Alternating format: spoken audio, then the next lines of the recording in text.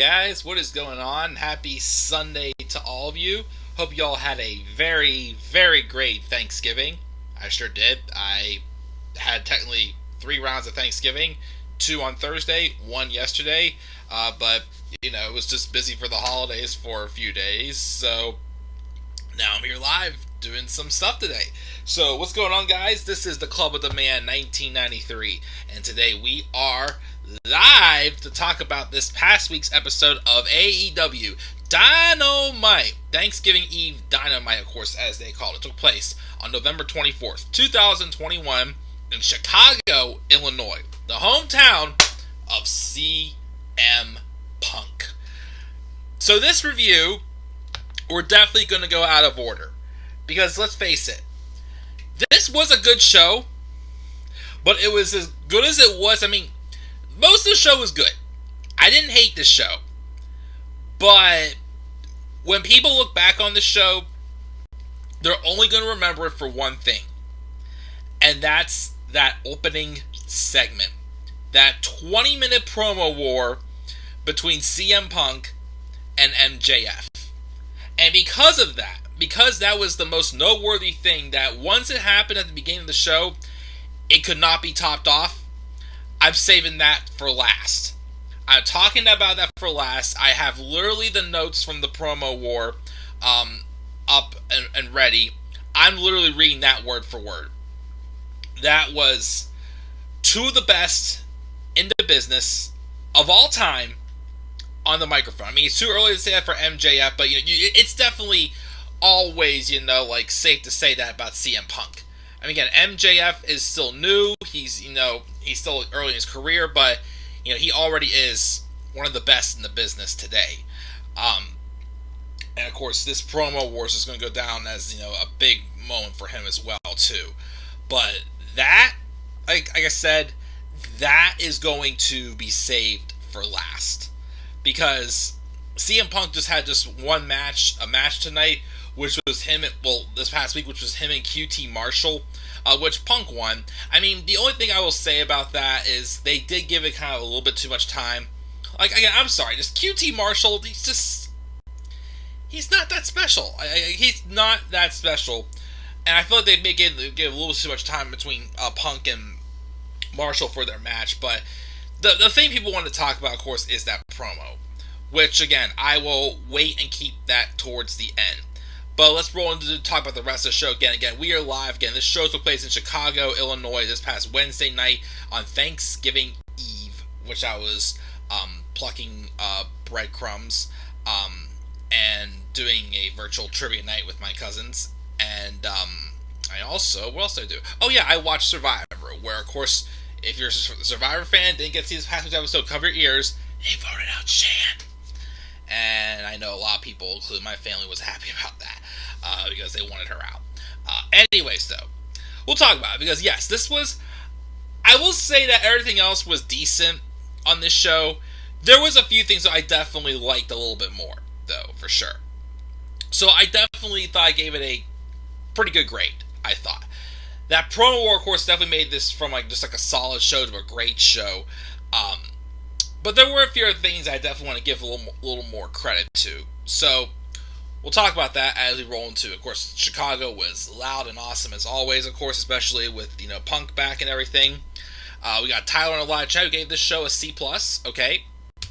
But again, we'll save that promo for last.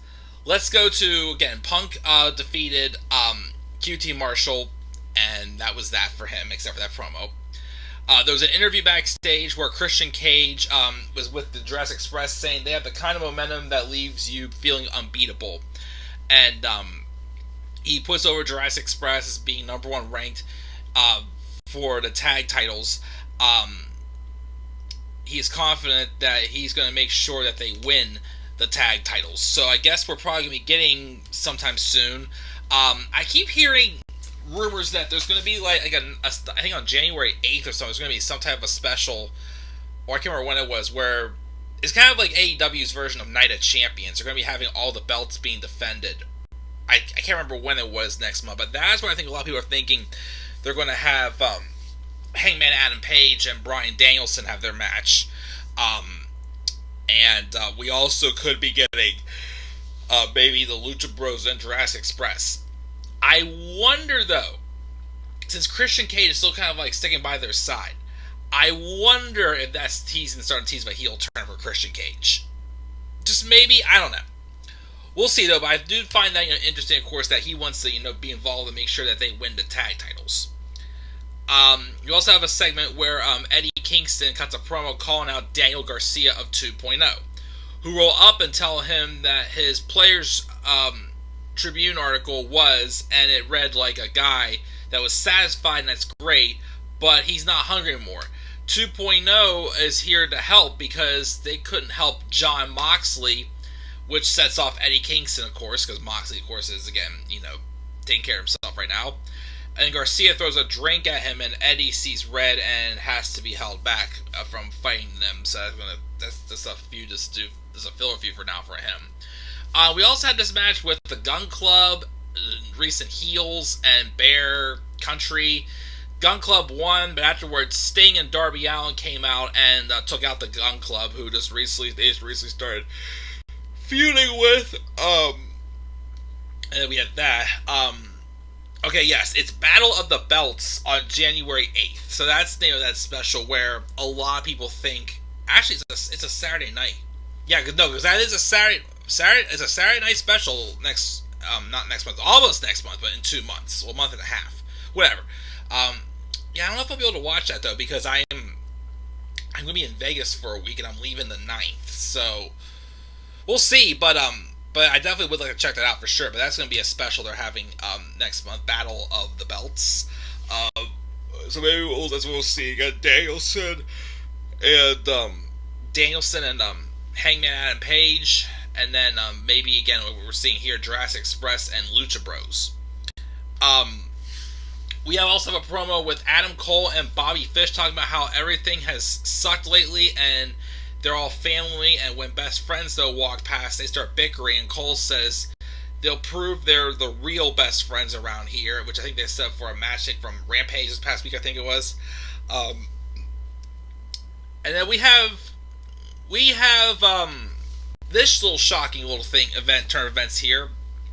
We have this backstage segment where Team Taz is offering Dante Martin a contract to sign with Team Taz.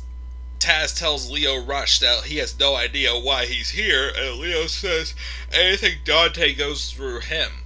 And Martin goes to sign the contract, but Leo tells him he doesn't want any part of it. But instead, Dante just brushes him off and takes the pen and signs it and leaves it to Team Taz. Which I was surprised about. I don't know if Dante Martin really need to turn heel and do this.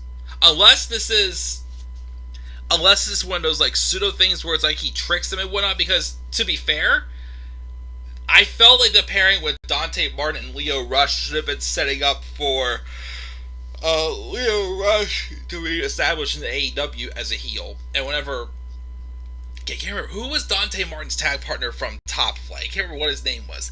But whenever he gets back from his injury, wherever he is right now, like that should set up for when they split to have Dante Martin and Leo Rush have a singles feud.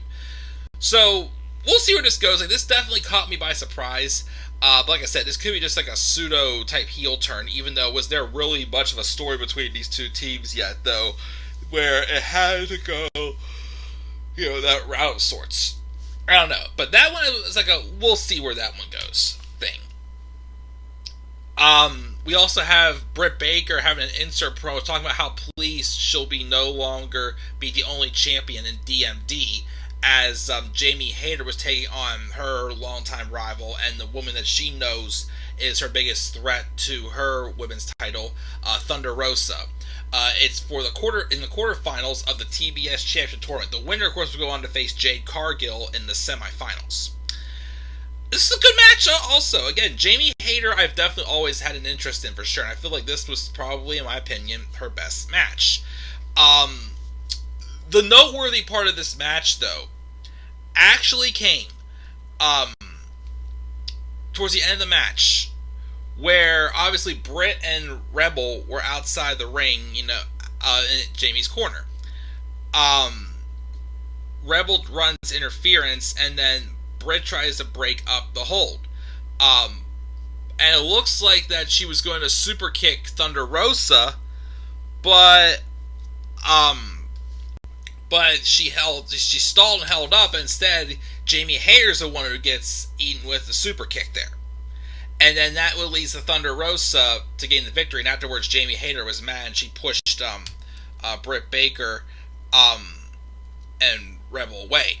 Which, again, is interesting because that's good storytelling. Because, that's a good thing you have about someone like Britt Baker, and it's the person that eventually is going to take the title from her. Britt Baker, obviously, is confident she's faced, several people she's feud with so far. Ty Conchi, Nyla Rose, Ruby Soho. Who did she face at, who was it now? Who did she face at All Out? Oh gosh, who was it now? Oh, it's driving me crazy. Hold on. I can't believe I forgot that. And that was show of the year too. AEW All Out 2021. Britt Baker. Chris Statlander. Okay, yeah, she wrestled Chris Statlander. The story here obviously is, Britt Baker obviously should have been helping Jamie Hayter win. But here came like a moment of truth where she had to kind of go into business for herself. Because she knows if Thunder Rosa is not in the hunt for the TBS title, she's going after her. Because they have history together, of course. And, Britt's at a point where she's trying to, protect herself from, coming across paths with Thunder Rosa because that's her weakness. That's what builds up great champions, great heels, and everything. Because again, they look like they're untouchable, but they have again that one weakness. And Britt Baker's weakness, in her opinion, is Thunder Rosa. So she's trying to avoid Thunder Rosa at all costs because she knows once Thunder Rosa is no longer in this this TBS title tournament, she's coming after her. So that was Britt's chance to protect herself, and obviously, starts creating that friction between, her and her little proteges of Rebel and Jamie Hayter. So I really like the storytelling on that match right there. We have Chris Jericho backstage, and he gets cut off by Daniel Garcia in 2.0. And Jericho calls them jackasses, tells them to go to the hardware store and buy things to protect themselves for when Eddie Kingston breaks into their homes tomorrow and kicks their turkey asses. He also talks how square Matt Lee's head is and says if he interrupts him again, he'll knock his teeth down their throat. Then we have Britt Baker and Rebel hanging out at the Friendsgiving table with Tony Schiavone. And of course, they go to the thing about, it's horrible that Thunder Rosa won, but on a positive thing, one has gone right, and that's she's still the women's champion, which again, she's protected from Thunder Rosa since she's in the TBS tournament thing. Tony is thankful for his friends at the table, but then he's got some bad news. He shows some video of Riho never being eliminated at the All Out Battle Royale. So on Friday, Riho is going to get a non-title match against Britt Baker, and if she wins, she'll get a title shot. And of course, Britt doesn't like that. She told him that he's ruined Halloween and Thanksgiving, so Tony's not going to be invited to Christmas, which sucks. And then I love this next one. American Dragons, Bryan Danielson taking on Colt Cabana as Bryan continues to, just punish and get into the head of Hangman Adam Page, with this with their upcoming title match, which again, a lot of people are now saying it's probably going to happen at Battle of the Belts. But Danielson has a great match with Colt Cabana, including him kicking some of his teeth out. And then he beats Cabana with the LaBelle lock. Afterwards, he takes his bittersweet time breaking the hold, and he's interviewed in the ring and says that it's funny because when he debuted in Chicago, he got a much different reaction than the boos he's getting tonight. He wondered if it's him or the crowd. But he has one word, though, to describe the crowd. Fickle! Just like when he was, his last run with the WWE title, he brought back he was, calling us all fickle and everything. He said he was going to kick Colt Cabana's head in, but not only did he kick his head in, he also kicked his teeth out as well and held out his teeth. He says next week they're going to be in Atlanta. There are several guys from Atlanta that's in the Dark Order. He's going to kick any of their heads in, all leading up to the ultimate head kicking of Hangman Adam Page, which brings out Hangman Adam Page. He says he gets it. Danielson did what he said he would do, but that's where it's going to end, because he's ready to defend the title against him right here, right now.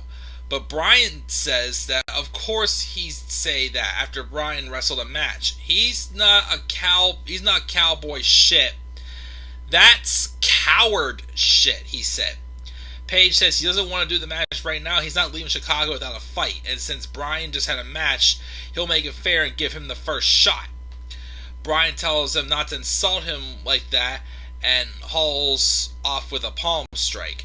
When we get a brawl with Danielson dumped him onto the apron, but then Page gets a boot up and throws a buckshot, but then Bryan runs away.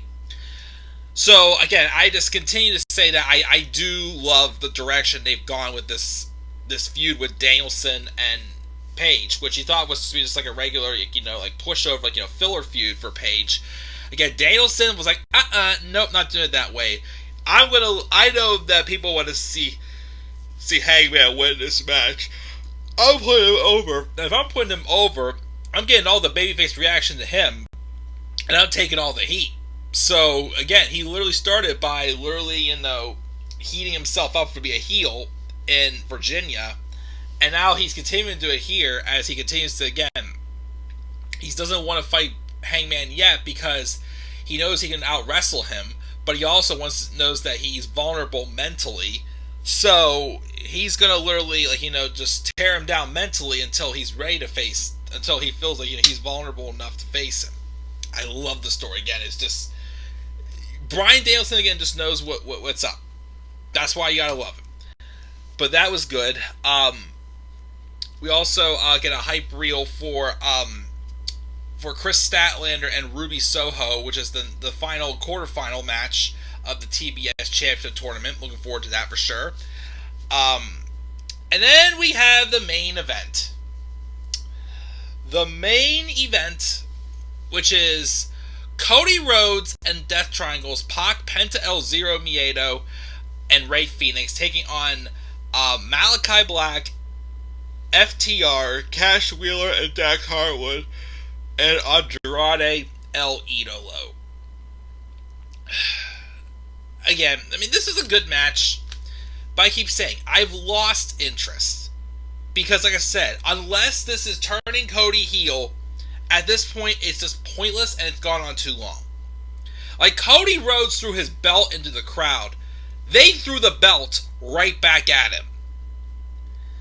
And Cody apparently, deleted his Twitter or whatnot. He thinks that, he's still, he's like, okay, some cities love me, some cities hate me. He feels like he's trying to get, the John Cena reaction. Like, some people love me, some people hate me. It's like, Cody, as a wrestler, you're awesome.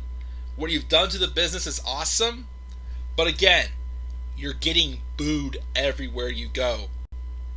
I get it.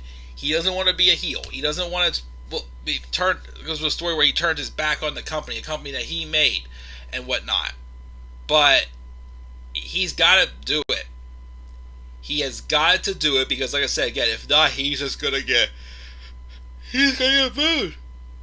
People are not gonna cheer him because they're tired of,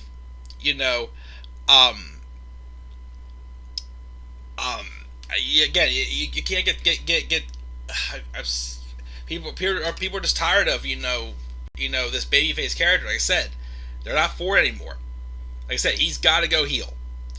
But I believe who won the match? I actually just deleted the notes, everything. Who won the match? I forgot. I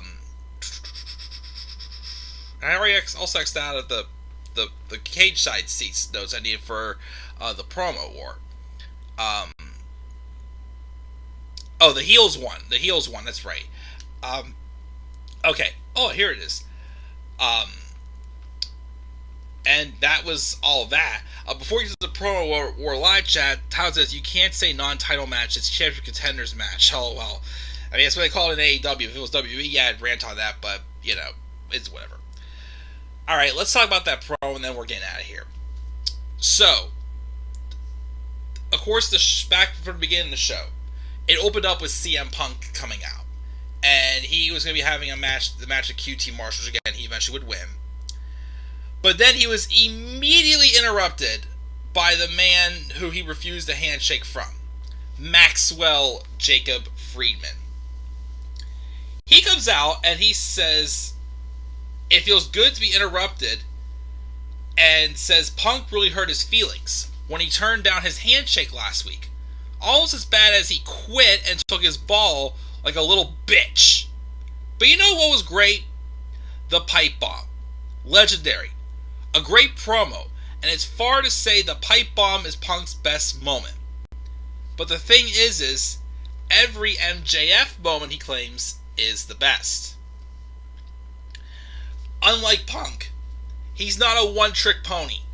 And don't get it twisted, he respects him and what he's done, and even that he's straight edge. Although he never thought a straight edge man could look so much like a meth addict, which Punk gives him a fair game nod basically to that remark. But if he looked like Punk, he'd have to start his day with 8 shots of whiskey just to look in the mirror. His grievance is people who would ask Punk, who would he want to wrestle? And he'd list everyone but MJF. And he can pretend he's not interested, but he doesn't want none. And who can blame him? He's been a big fish in a small pond on the microphone his whole career, and standing opposite of MJF, he's a minnow. And because of that, he wants to finish Punk like his UFC career. Whoa! So that was the first shot that was fired. You can drop cute little pipe bombs all you want because he's MJF and he drops nukes. So he's already gotten, the crowd going with basically saying that he's going to drop him as quickly as his NFC career was dropped, since that did not work out well for Punk at all. So Punk goes and gets a microphone. He then tells Max he's disappointed in them, but he first wanted to thank him for last week, introducing himself like a proper man. He has no idea his first name was Maxwell, because this entire time he always thought that MJF stood for My Jealous Fan, which got another nice pop from the crowd. He's so hung up on Punk never mentioning him. That was by design, because the last thing he wanted to do was feed his rotten ego, and he's in his head, which probably has a lot to do with the fact that there's a poster of him on his wall, on MJF's wall. That doesn't change disappointment, though, because he always heard about the great MJF, but last week he shut the great MJF up without even saying a word. He had 7 days to think of good zingers, and he comes out here with the lowest hanging fruit. He thinks he's somebody, that what he does is revolutionary. But in reality, MJF is just a less famous Miz. Oh, that was one of my favorite part. Probably my favorite part there was that zinger there. I mean, literally compare him just like the Miz. All talk, excellent on the microphone when he's not booked like crap like he's been since he returned back to being a heel. But all talk, excellent on the microphone, not known for his in-ring ability, but it's basically what MJF is. Another version of the Miz, but even better. But that was a great singer there. MJF says that was really creative. It was almost as to what he wanted, and that phrase perfectly epitomizes Punk's whole comeback run. And he's suppose it's true. He gets cut off briefly by, of course, Miz Chance, but MJF just fights through and says nostalgia is drug that makes up misconstruction of our memories, and Punk is nothing but nostalgia. And of course MJF, he says, was a fan of Punk. Nobody could touch Punk in the ring on the microphone, or was, because since coming back, he's struggled to beat the easiest opponents or say anything with even the slightest intrigue. And his breath smells like shit because he's been kissing so much ass lately. He offers up a quick impression of Punk and does a Mad Libs cheap pop, calling him a robotic pucker up Punk. His hair's gone gray, he's gone soft, and if anyone needs to go to sleep, it's CM Punk. Because Punk's not CM Punk anymore. He's PG Punk. What happened to the renegade ass kicker, the outsider? Because at this point, MJF goes as far and says that he might as well be out here preaching hustle, loyalty, and respect. Oh, John Cena reference there, zinging him on that. And here's the thing though, he can see him, even though he claims he came back for the younger talent, but also for a boatload of money. That he can't fix pro wrestling from a couch in Chicago, but he sat on the couch for 7 years. And why? Was he too busy writing comics nobody and acting in movies nobody saw? Or because he was terrified, scared he couldn't hang around anyone anymore, or he never could in the first place? If this other company looked at him like a cult hero who was being held down, and now here he is, every opportunity to prove these people right. But can he? Will they feel that way in a month? 2 months? A year? He doesn't envy Punk, but he knows that Punk envies him because he's everything about this business that Punk hates. Because he was born for this, a clean-cut professional, while Punk was a scrawny, tatted-up misfit from Chicago. He had to work his tail off to become the man he is today, and he commends Punk for that. But he knows that eats him up to know that after all his hard work, his whole career has been nothing but second best. Whether to You Can't See Me or the King of Kings, he was never up to snuff, and now he's here in MJF's ring. In his company, it's no different. He claims to be best in the world, but MJF is better than him, and he knows it. So again, he obviously made John Cena reference because obviously, John Cena was the guy getting the push. That was basically, the push that he was supposed to be getting. And of course, he references Triple H because he also knows that CM Punk and Triple H did not like each other. Punk then stares him down for a while, and then gets his response. Finally, he speaks and says, "There's some truth in what he said, a little bit. He was afraid about coming back. He didn't know people would even remember him or care if he still had it. But he's no longer scared.